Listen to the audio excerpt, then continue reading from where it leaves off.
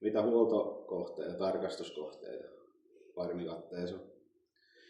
Kaikista tärkein on nämä saranoiden kiinnitys, jotta popniitit on paikoillaan eikä ole löystynyt. Sitten toinen on kotelosuoja. Laitetaan aisaan. Sitten lisäksi laitetaan vaseliinispreitä tänne. Takaoven pumppu, jolloin nitinät ja ratinat on pois.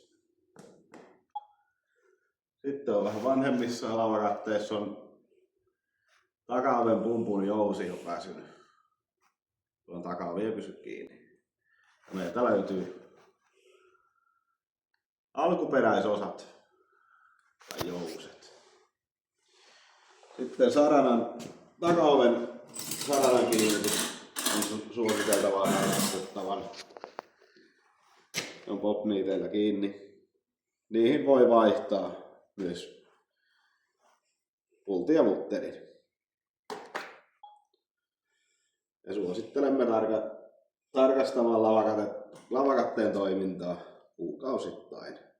Tietenkin riippuen käytöstä, mutta säännöllisesti. Ja rassia suositellaan käytettäväksi, niin eivät tai toimia paremmin sitten.